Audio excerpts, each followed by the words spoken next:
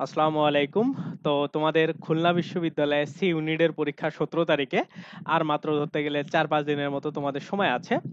এই ৪-৫ দিন সময় আসলে খুব বেশি যে ক্রুশিয়াল বা গুরুত্বপূর্ণ এমনটা না। কারণ তোমরা যদি আগে ভালো করে পড়াশোনা না করো, এই ৪-৫ দিনে আসলে পড়ে বা গাইডলাইন নিয়ে, সাজেশন নিয়ে অনেক বেশি ভালো করতে পারবা না। কিন্তু যারা একটু পড়াশোনা করছো বা যারা প্রিপারেশন নিছো, তাদের জন্য এই ৪-৫ দিন কিন্তু অনেক বেশি গুরুত্বপূর্ণ বা ক্রুশিয়াল একটা মোমেন্ট। সো এই টাইমটা তোমরা আসলে কিভাবে কাজে লাগাবা বা তোমাদের আসলে কি কি পড়া উচিত, তোমরা কিভাবে আসলে মোটামুটি চান্স পাইতে পারো খুলনা বিশ্ববিদ্যালয়ে। তোমরা অলরেডি দেখে গেছো প্রায় ৯৮ জনের মতো করে তোমাদের একটা করে সিটের জন্য গড়ে আসলে লড়াই করতেছে। ইউনিট ভিত্তিক একটু কম বেশি হবে। তো কম্পিটিশনটা তোমরা বুঝতে পারতেছো। আর মোটামুটি রাজশাহী আর খুলনা বিশ্ববিদ্যালয় বাদ দিয়ে তোমাদের আলাদা বড় বিশ্ববিদ্যালয়গুলোতে ভর্তি পরীক্ষা হয়ে গেছে। সো এই জন্য আসলে এইটাতে অনেকের আগ্রহ আছে। তো আজকের এই ভিডিওটাতে আমরা বেসিক্যালি খুলনা বিশ্ববিদ্যালয়ে চান্স পাওয়ার জন্য তোমার যা যা লাগবে সবকিছুই বলার ট্রাই করব। এবং এই ভিডিওটা একটু বড় হবে, তারপরেও তোমরা যারা যারা দেখবা আশা করি অনেক বেশি উপকৃত হবা। তো আমি আসলে খুলনা বিশ্ববিদ্যালয়ে আইন বিভাগে পড়াশোনা করতেছি, তোমরা সবাই যারা আমার ভিডিও দেখো, যদিও আমার এটা বারবার বলা হয় না, তো তারা জানো। তো এই জন্য তোমরা প্রায় লাস্ট ১০ বা ১২ দিন থেকে আমাকে অনেক বেশি অনেকেই মেসেজ দিচ্ছিল, অনেক কিছু করতেছিল। আমি লাস্ট ১০ দিন ধরে কারো একটা সিঙ্গেল মেসেজেরও রিপ্লাই করতে পারি নাই, কারণ আমার শারীরিক কন্ডিশনটা অনেক খারাপ ছিল। সো এখন আলহামদুলিল্লাহ আমি আগের থেকে বেটার। তো আস্তে আস্তে তোমাদের সাথে আসলে এই লাস্ট কয়েকদিন আর কি, যতদিন পারি ততদিন হেল্প করার ট্রাই করব। তো চলো আমরা আসলে শুরু করে দিই, বা আমরা আসলে মানে দেখি যে খুলনা বিশ্ববিদ্যালয়ে চান্স পাওয়ার জন্য আমাদের কি কি ওয়েতে বা কি কি জিনিস আসলে করা লাগবে। তো প্রথমে একটা জিনিস খেয়াল আমাদের করতে হবে যে আমরা কোন বিষয়গুলাতে খারাপ করতে পারি। এই বিষয়গুলা ধরে ধরে যদি আমরা আগাইতে পারি তাইলেই কিন্তু আমাদের ভালো করার একটা চান্স আছে। ওকে। তো মোটামুটি দেখো খুলনা বিশ্ববিদ্যালয়ে প্রিভিয়াস হিস্ট্রি বলো, প্রিভিয়াস ইয়ারের কোশ্চেন গুলা বলো, ওইগুলা অ্যানালাইসিস করলে বা ওইগুলা দেখলে বোঝা যায় যে তোমরা সব থেকে বেশি সাধারণ জ্ঞান অংশে, ইংরেজি লিটারেচার অংশে এবং লিখিতর মধ্যে বাংলা এবং ইংরেজি দুই অংশেই খারাপ করবা। তার মানে মোটামুটি দেখো বাংলা অংশটা ছাড়া বা বাংলা সাবজেক্টটা ছাড়া বাকি যে বিষয়গুলো আছে সবগুলাতে তোমাদের খারাপ করার চান্স আছে। তো এইটা আসলে ভয় পাওয়ার কিছু নাই, কারণ সবাই যে বিষয়টা খারাপ করবে এইটা আসলে সবার জন্য ভালো। তো এজন্য আসলে এইটাতে তোমরা ভয় পাওয়ার বা এইটা নিয়ে আসলে খুবই চিন্তিত হওয়ার কিছু নাই। তোমাদের এই ওয়েটা বা এই চিন্তাটা মাথায় নিয়ে আসতে হবে যে তোমার কম মার্ক তুমি পাইতে যাচ্ছ বা তুমি আসলে কম মার্কেই চান্স পাবা। তো যেখানে সবার জন্য ইকুয়াল কঠিন একটা বিষয়, ওই জায়গাতে তুমি কম মার্ক পাইলে আসলে অনেক বেশি তোমার ক্ষতি হবে না, বরঞ্চ তোমার আসলে ভালো। আমি মনে করি যে প্রশ্ন যত কঠিন হবে, যারা ভালো পড়াশোনা করো তাদের জন্য ভালো। তারা হচ্ছে মানে অনেকেই আছে যারা সহজ প্রশ্নে না পড়েও অনেক বেশি ভালো করে, বাট কঠিন প্রশ্নে এমন অসুবিধাটা হয়ে যায় তাদের যে কেউ যদি একটু কম পড়াশোনা করো বা অত ভালো প্রিপারেশন নাই, তারা একদমই মানে 100% ভালো করতে পারবা না। ওকে। সো এইটা হচ্ছে একটা পজিটিভ বিষয়। তো আমরা যদি একটু খেয়াল করি যে আমাদের যে খারাপ করার সম্ভাবনা আছে, এই বিষয়গুলোকে আমরা আইডেন্টিফাই করলাম, এখন আমাদের আসলে কিভাবে পড়াশোনা করা উচিত। তো প্রথমে একটা জিনিস মানে তোমরা খেয়াল রাখবা যে এই কয়দিন যে কয়দিন আছে, এই কয়দিনে তোমাদের আসলে প্রশ্ন সলভ করার কোনো প্রয়োজন নাই। তোমরা কি করবা, এই যে বিষয় কেন্দ্রিক যে পড়াশোনা বা হচ্ছে সাবজেক্ট ভিত্তিক বা সাবজেক্ট বেস যে পড়াশোনাগুলা, এইগুলা তোমরা চালায়া যাইতে পারো। অর্থাৎ সাবজেক্ট বেস পড়াশোনা বলতে আমি বোঝাচ্ছি যে তোমার হাতে তো ধরতে গেলে আর ৫ দিনের মতো বা ৪ দিনের মতো সময় আছে। এই ৪ দিনে তুমি যে সাবজেক্টগুলো পড়তেছিলা ওইগুলাকে একবার করে চোখ বুলায়া দেখতে পারো। এতে কি হয়, কনফিডেন্স বিল্ড আপ হয়। তুমি যে অনেক বেশি প্রশ্ন পারবা বা অনেক বেশি প্রশ্ন মাথায় রাখবা, বিষয়টা এমন কিন্তু না। তুমি হচ্ছে জাস্ট তোমার মাথাটাকে এইটাই সান্ত্বনা দিতে পারবা যে না, আমি পড়াগুলোকে একবার দেখছি। আমার রিকল করার মানে সিস্টেমটা আর কি, এটাকে মানে রিকলিং যে সিস্টেমটা আছে পরীক্ষার হলে, এইটা আসলে তোমাদের তখন অনেক বেশি কাজে আসবে। এই সাইকোলজিক্যাল বিষয়টা তোমার যেটা ইমপ্রুভ থাকবে, এখন থেকে অ্যাডভান্স থাকবে, যে তুমি সবকিছু দেখে আসছো, সবকিছু রিভিশন দিয়ে আসছো, তুমি যে কোনো প্রশ্ন হইলে বা অনেক ভালো তুমি অ্যান্সার করার তোমার ক্যাপাবিলিটি তৈরি হয়েছে। এই কনফিডেন্সটা নিয়ে যখন তুমি পরীক্ষার হলে ঢুকবা, তখন একটা তোমার ভালো করার চান্স আছে, বা তখন তুমি অন্যদের থেকে শান্তভাবে বা রিল্যাক্স ভাবে পরীক্ষাটা দিতে পারবা। তো এই জন্যই বেসিক্যালি তোমাদের এখন সাবজেক্ট ভিত্তিক পড়াশোনাগুলো করা উচিত। তো তোমরা যখন সাবজেক্ট ভিত্তিক পড়াশোনাগুলো করবা, সেগুলো আসলে কিভাবে করবা। তো তোমরা সবাই জানো তোমাদের হচ্ছে এই যে মানে তোমাদের হচ্ছে এই যে লিখিত লিখিত এবং তোমাদের এমসিকিউ, এই দুইটা টাইপেরই তোমাদের হচ্ছে প্রশ্ন হচ্ছে। ওকে। সো তোমাদের উচিত কিছু কিছু বিষয় আছে যেগুলাকে একটু স্ট্র্যাটেজিক্যালি অন্য ওয়েতে পড়া, আর কিছু কিছু বিষয় আছে যেগুলাকে আলাদাভাবে পড়া। এখন কি কি বিষয় কিভাবে পড়বা এই জিনিসটা তোমাদেরকে আমি বলে দিচ্ছি এই কয়দিনে।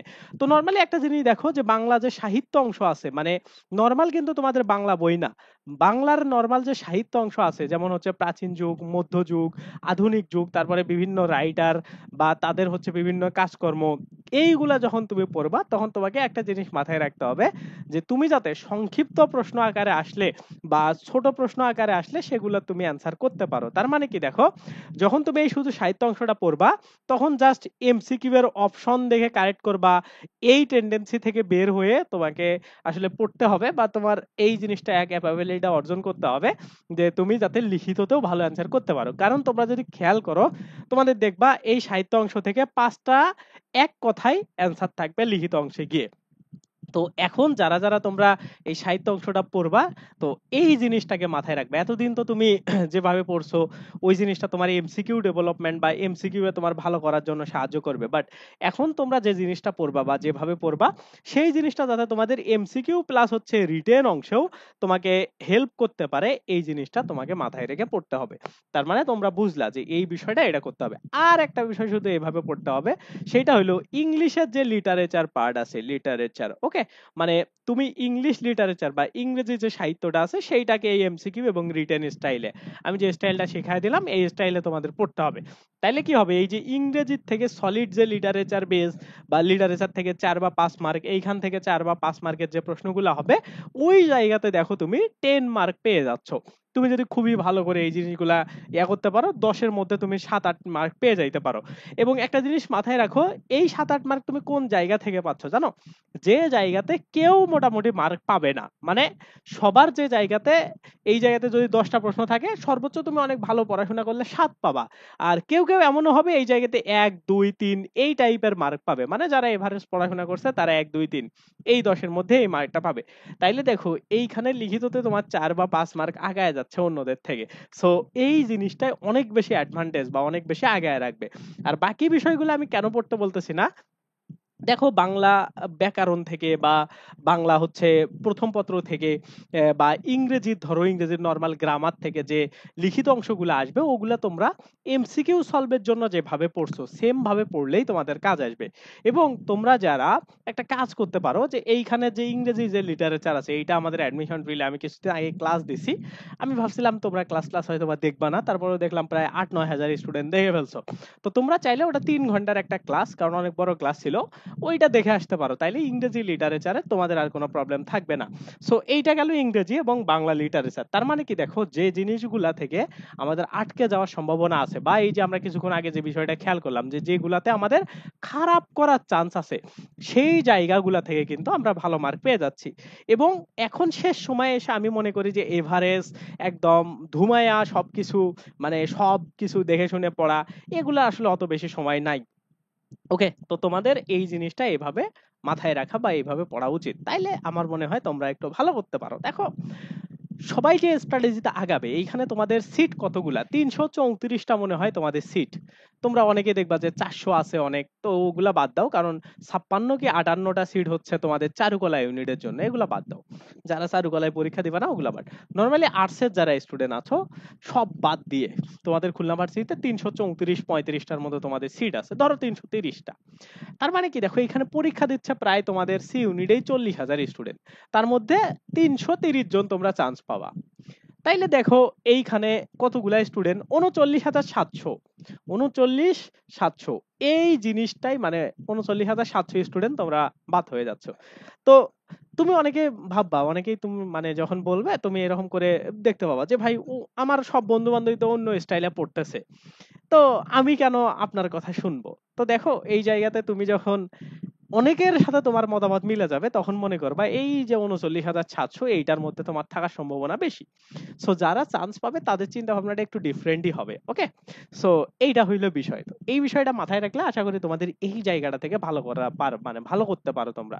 এখন এই বিষয়টা তোমাদের ফোকাস দেওয়া উচিত। এখন দেখো এই যে প্রশ্ন সলভ বাদ, ওকে, আর বাকি বিষয়গুলো তোমরা সাবজেক্ট ভিত্তিক ওই যে যেটা চোখ বোলানোর কথা বললাম, এবং চোখ বোলানোর ক্ষেত্রেও আরো কারো বিষয় মাথায় রাখবা, যেমন ধরো বাংলা প্রথম পত্রটাকে একদম ডিটেলস অনেক বেশি সময় দিয়ে পড়ার প্রয়োজন নেই, কারণ এটা তোমরা অলরেডি এমনিতেই পারো, কিন্তু এই জায়গা থেকে কিন্তু বেশ ভালো প্রশ্ন আসবে। যদিও পারো, তারপরেও তোমাদের যদি মনে হয় যে তোমাদের দেখার প্রয়োজন আছে, তাইলে তোমরা অবশ্যই দেখবা। আর ব্যাকরণটাকে অবশ্যই দেখতে পারো। আর ইংরেজি গ্রামারের আসলে নতুন করে তোমার কিছু রুল, যেমন এইচএসসি এর মানে এইচএসসি তে আসা যে টপিক গুলো আছে, বিশেষ করে তোমাদেরকে আমি বিভিন্ন ভিডিওতে বলে দিছি। তোমরা এই আর শেষে ভিডিও শেষেও আমি তোমাদের প্লে লিস্টটা দিয়ে দিব, ওটাতে ক্লিক করে দেখতে পারো বিভিন্ন টপিক অ্যানালাইসিস কে কি কি কোথায় প্রশ্ন আসে সব কিন্তু আমি আগের ভিডিওতে আলোচনা করছি। তো ওই জিনিসগুলাও কিন্তু তোমরা মানে ওই টপিকগুলা জাস্ট এইচএসসি বেস ইংরেজি গ্রামার বাংলার মানে যেগুলো বলা আছে আর কি, ওইগুলো তোমরা একটু দেখতে পারো, তাইলে তোমার জন্য বেশি ভালো হবে। ওকে, এখন দেখো এই জায়গাতে তোমাদের একটা জায়গায় কিন্তু বেশি প্রবলেম হবে, সেটা কি জানো? সেটা হইলো তোমাদের জিকে অংশ, মানে এই খুলনা বিশ্ববিদ্যালয়ের যে জিকে তোমার প্রশ্নগুলা থাকবে এমসিকিউ অংশে, ওই জায়গাতে তোমার বেশ একটু মানে কঠিন কঠিন করার ট্রাই করবে। বাংলা ইংরেজি অত বেশি কঠিন করবে না, কারণ তোমরা অলরেডি ইংরেজিটা কঠিন যে জায়গাগুলো পড়ে লিটারেচার বা যে জায়গাগুলো থেকে করা হয় সেগুলো আমি তোমাদের বলে দিচ্ছি, তোমাদের কাছে কঠিন মনে হবে না। অনেকের কাছে কঠিন মনে হবে, কিন্তু বেশি কঠিন মনে হবে তোমাদের জিকে এমসিকিউটা। ওকে, সো এই জিকে এমসিকিউটার মধ্যে তোমরা কিছু কিছু জিনিস পড়বা, যেমন হচ্ছে মানে একদম থাকে না টান টান কিছু জিনিস, যেমন চোখ বন্ধ করলেই জিকে অংশ চলে আসে।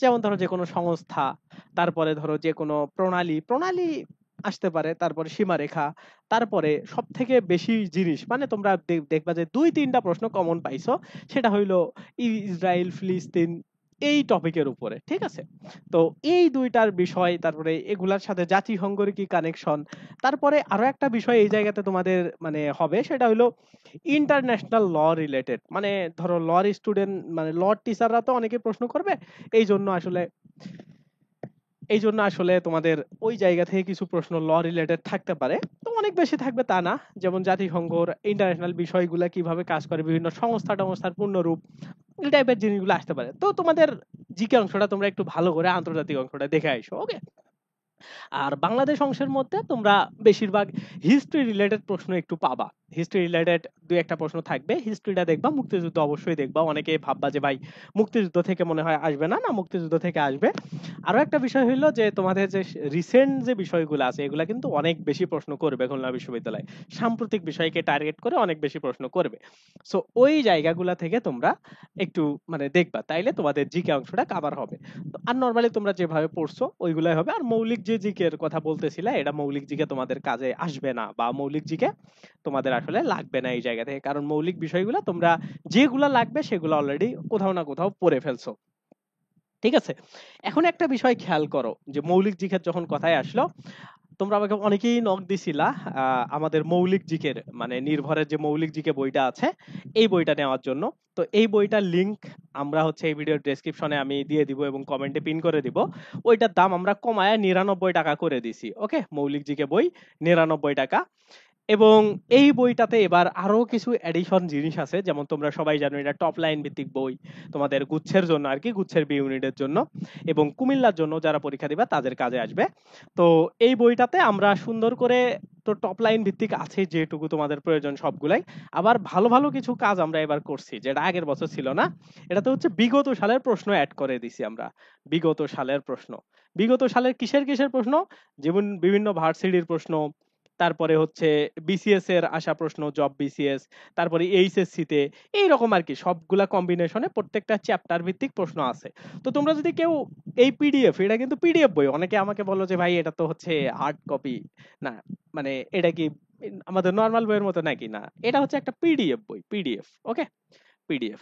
সো তোমরা এইটা কেনার পর পরই তোমাদের ইমেইলে ডিরেক্ট ইনবক্সে এটা চলে যাবে, তোমরা যখন টাকা পেমেন্ট করবা বিকাশে, তখন তোমাদের একদম ডিরেক্ট এটা চলে যাবে, ইমেইলে চলে যাবে।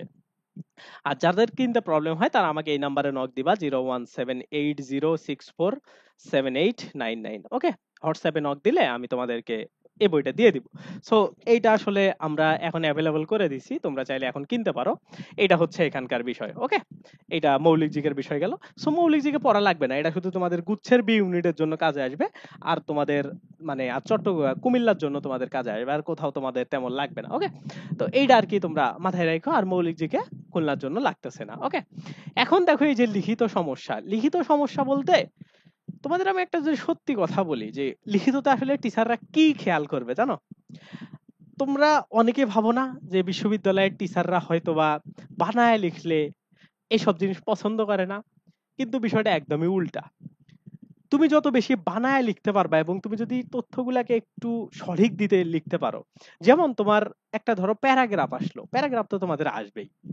এখন এই প্যারাগ্রাফ লেখার সময় তুমি সব সময় চেষ্টা করবা আউট অফ দা বক্স চিন্তা করে লেখা, মানে যে লাইনগুলো মুখস্থ বা তুমি যেগুলো আসলে প্যারাগ্রাফ মুখস্থ করে আসছো এর বাইরে ক্রিয়েটিভ কোনো কিছু দেয়া যায় কিনা। আর সব সময় চেষ্টা করবা, সব সময় চেষ্টা করবা যে কোনো প্যারাগ্রাফে রিসেন্ট কোনো কিছু কানেক্ট করা যায় কিনা, মানে টিচার দেখেই যাতে বুঝতে পারে যে তুমি আসলে ক্রিয়েটিভ লেখা লিখছো, তাইলে তুমি অনেক বেশি মার্ক পাবা, ছোট হোক যাই হোক যেমনে হোক সেটাই লিখে। আর একটা বিষয় মাথায় রাখো, খুলনা বিশ্ববিদ্যালয়ের টিচার যারা আছে তারা কিন্তু তোমার প্রত্যেকটা লাইন পড়ে দেখবে। সো এমন ভাইবো না যে তুমি একদম ভরাট করে আসবা খাতা, মানে একদম অনেক বেশি লিখলা, মার্ক কিন্তু তখন অনেক বেশি পাওয়া না। ঠিক আছে? সো আমার সাজেশন থাকবে তোমরা গ্রামেটিক্যাল ঠিকঠাক রাখবা, অনেক বেশি কঠিন ওয়ার্ড ইউজ করার দরকার নেই, কারণ তোমরা জাস্ট ইন্টারমিডিয়েট পাস করছো। আমাদের এইখানে অনার্স মাস্টার্স এর পোলাপানও যখন ইংরেজিতে লেখে তাদের লেখার অবস্থা অনেক মানে খারাপ হয়ে যায়, ফোর্থ ইয়ার ফাইনাল ইয়ারের পোলাপান। ঠিক আছে? তো ওই জায়গা থেকে টিচাররা তোমাদের কাছে অনেক বেশি এক্সপেকটেশন রাখে না, মানে তোমাদের কাছে মনে হইতে পারে যে তুমি আসলে ভার্সিটিতে পরীক্ষা দিচ্ছ অনেক বড় হয়ে গেছো, কিন্তু না। তুমি তুমি অনেক ছোট মানে টিচারদের কাছে এখনো। ঠিক আছে? কারণ যখন এখানে 5টা ব্যাচ রান করাচ্ছে একদম মাস্টার্স পর্যন্ত, ঠিক আছে, একদম পাস ব্যাচ, তোমরা আছো 1 নম্বরে, তার মানে তোমাদেরকে অনেক বেশি যে কমপ্লিকেটেড ওয়ার্ড এসব ইউজ করতে হবে বিষয়টা এমন না। ঠিক আছে? তো তোমাদের একটা জিনিস মাথায় রাখতে হবে যে সব সময় সঠিক সঠিক গ্রামার, ঠিক আছে, সব সময় সঠিক গ্রামার এইটাকে টার্গেট করতে হবে। ঠিক আছে? যে তুমি সিম্পল ওয়ার্ড হোক নো প্রবলেম, মানে খুবই সহজ সরল লোক, তুমি জাস্ট মানে লিখতেছো প্লেন লেখা, গ্রামারটা যাতে তোমার ঠিকঠাক থাকে আর বানানটা যাতে ঠিকঠাক থাকে, এইটা তোমরা যদি খেয়াল করতে পারো, সিম্পলি যদি তোমার মনের ভাবটা প্রকাশ করতে পারো, তাহলে দেখবা টিচাররা তোমাকে অনেক বেশি মার্ক দিবে। আর প্রশ্নগুলোও দেখবা তোমরা মেলায় নিও, পরীক্ষার হলে গিয়ে দেখবা তোমার প্রশ্নটাই এমন ভাবে সেট আপ করা হয়েছে যে টিচাররা চাচ্ছেই যে তুমি যাতে ক্রিয়েটিভ লেখা লেখো, মুখস্থ কথা যাতে তুমি না লেখো। ওকে, সো এই বিষয়টা তোমরা মাথায় রাখো, আশা করি তোমরা অনেক বেশি ভালো মার্ক পাবা এই লিখিতর ক্ষেত্রে। তার মানে এই চিন্তাটা তোমরা মাথা থেকে বাদ দাও যে ভাইয়া আমরা যদি বই থেকে সরাসরি না দিই মার্ক পাবো কিনা। মার্ক তুমি বেশি পাবা বই থেকে সরাসরি না দিলে। ওকে, কারণ টিচাররা এমন টাইপের লেখা পছন্দ করে, বাট এমন করা যাবে না যে ক্রিয়েটিভিটি দেখাইতে গিয়ে উল্টাপাল্টা লিখে আসছো, প্রাসঙ্গিকতা নাই, প্রাসঙ্গিকতা লিখে সূক্ষ্মভাবে তুমি যেভাবে চিন্তা করতে পারো, এইখানে নতুন ক্রিয়েটিভ হওয়ার কিছু নাই। মানে তোমরা যারা ক্রিয়েটিভ চিন্তা করে লেখো তারা আমার কথাগুলো ফিল করতে পারতেছো, যে সারা জীবন তুমি এইভাবে লিখে কম মার্ক পাইছো, সেই সিস্টেমটা এখানে অ্যাপ্লাই করেও তুমি বেশি মার্ক পাবা। ওকে, আর যারা মুখস্থ করতেছো তাদের আসলে বলার কিছু নাই, তারা তো আসলে ডিরেক্ট ওইটাই দিয়ে দিবা, ওই সমস্ত ক্রিয়েটিভ চিন্তাও করবা না, আমি বললেও করবা না। ওকে, সো এই জিনিসটা মাথায় রেখো, বিভিন্ন প্যারাগ্রাফ গুলা লেখার সময়, অনুচ্ছেদ লেখার সময় সারাংশ সারমর্ম যদি কমন না আসে তখন তুমি কিভাবে লিখবা, ভাব সম্প্রসারণ গুলা মানে যেমনি আসুক না কেন, বুঝছো? আর মূল কথা হইলো সব প্রশ্নের অ্যান্সার করে আসবা, মানে যতগুলা প্রশ্নের অ্যান্সার চাইছে সব প্রশ্নের অ্যান্সার করে আসবা। এখন যদি এমন মনে মনে হয় যে লিখিত অংশে তুমি কিছু অংশ ফাঁকা রাখবা, কেন ফাঁকা রাখবা? তোমার কি লিখিততে নেগেটিভ মার্ক আছে? নেগেটিভ আছে না? তাইলে তুমি কেন তুমি হচ্ছে ফাঁকা রেখে আসবা? সব লিখবা, মানে এমন ভাবে লিখবা যে জিনিসটা তুমি জানো বা যেটা ভালো করতে পারো সেটাতে ঠিকঠাক অবশ্যই লিখবা, বাট যেটা পারো না সেটাতে বানায়া সানায়া লিখবা, যাতে করে অন্তত 1 মার্ক দেয়, 4 মার্ক থাকলেও যাতে 1 মার্ক পাও। সো এইভাবে সেরা আইসো না, ঠিক আছে? লিখলে তো কিছুটা কিছু মার্ক পাবা, এটা তো তোমার জন্য আগায় যাবে। সো এইটা হচ্ছে লিখিত সমস্যার বিষয়, ঠিক আছে? সো এইভাবে তোমরা পড়াশোনাগুলো করো এবং এই যে টিপস গুলা দিলাম আশা করি তোমাদের কাজে আসবে এবং খুলনা বিশ্ববিদ্যালয়ে তোমাদের সি ইউনিটে ভালো করার একটা চান্স আছে। ঠিক আছে? আর এটাই, আরো দেখি তোমাদের জন্য আমি একটা ফাইনাল সাজেশন পাই কিনা, যদি লাগে কমেন্ট করে জানাও। যে ভাই ফাইনাল সাজেশনটা আমাদের দিয়েন যদি লাগে। যদিও আমি নিজে সাজেশন পছন্দ করি না দেয়া, কারণ এগুলা আমার কাছে সব থেকে মানে কি মনে হয় যে এগুলা জাস্ট ছেলে ভোলানো কাজের মতো, ঠিক আছে। সো তারপরেও যদি প্রয়োজন হয় কি কি টপিক একটু আমি অ্যানালাইসিস করে টরে আমার জায়গা থেকে তোমাদেরকে দিব। যদিও এইসব বিষয়ে দেখবা যে আমি মানে বলি না যে আমাদের এই সাজেশন এই সব কমন চলে আসছে, এসব আমার বলার ইচ্ছা নাই, ঠিক আছে। হুম। তো তোমরা জানো যে আমরা আসলে তোমাদেরকে কিভাবে পড়াই, বা তোমরা যারা আমার ক্লাসগুলাই দেখছো ফ্রি ক্লাস তারা জানো। সো যাই হোক, বিষয় এগুলা না, কিন্তু তোমরা অনেকেই এগুলাই পছন্দ করো, এই জন্য যারা করে তাদেরকেও আমি খারাপ বলতেছি না, কারণ তোমরা পছন্দ করো যে ভাই সাজেশন দেন সাজেশন দেন, তো ওরা দেয়। এখন তোমরা যা চাবা মার্কেট ডিমান্ড অনুসারে তো মানে হবে, তাই না? দেখবা পৃথিবীতে যত ভালো ভালো জিনিস আছে সেগুলো সব থেকে কম মানুষ পড়াশোনা করে। মানে ভালো ভালো বই বলো, ভালো ভালো জিনিস আসলে মানুষ খুব কম করতে চায়, ঠিক আছে। সো এইটা নর্মাল বিষয়, এটা আমি খারাপ ভাবে দেখি না সাজেশন নেওয়া। সাজেশন মূলক ভিডিও বানাইলে অনেক ভিউজ হবে, অনেক দেখবা, অনেকে আমাদের সাবস্ক্রাইবার বাড়বে, এগুলা বিষয়, এগুলো একটু করা লাগে অবশ্য, আমরা এই জন্য করি। বাট বেশি ভালো জিনিস মানুষ খুব কি কম খায়, ঠিক আছে। তো যাই হোক, না আবার অনেক মানে বেশি ভালো জিনিস কম খায় এটা বললে আমার কন্ট্রাডিক্ট হয়ে যাবে, কারণ এক ক্লাসে ব্যাকরণ শেষ যে ক্লাসটা আছে ওইটাতে 180 কে, ঠিক আছে, মানে 1,80,000 মানুষ আমার ওই ক্লাসটা দেখছে। ক্লাসটার টাইম কত জানো? 17 ঘন্টা। 17 ঘন্টা, কত অনেক, 17 ঘন্টা প্লাস। হুম। তারপরে আমার যত যত এমন ক্লাস আছে সবগুলোতে অনেক মানুষ দেখছে, এগুলো আসলে বললেও খারাপ হয়ে যাবে, বাট কিছু কিছু ক্ষেত্রে আর কি, সব ক্ষেত্রে না, ঠিক আছে। সো যাই হোক, আমি তোমাদের সাথে একটু মজা টজা করলাম, জাস্ট ইজি ওয়েতে কথা বলার চেষ্টা করলাম, এই আর কি। তো আমাদের চ্যানেলটা ভালো লাগলে সাবস্ক্রাইব করে দিও, ভিডিওটাতে একটু লাইক দিও, আর সবাই সবাই সবাই বেশি বেশি করে আমাদের পিডিএফটা কেনো, ঠিক আছে, যাতে করে আমারও লাভবান হয়, আমিও লাভবান হইতে পারি, তোমাদের যাতে লাভ হয়, গুচ্ছতে ভালো করতে পারো, ঠিক আছে। সো আল্লাহ হাফেজ।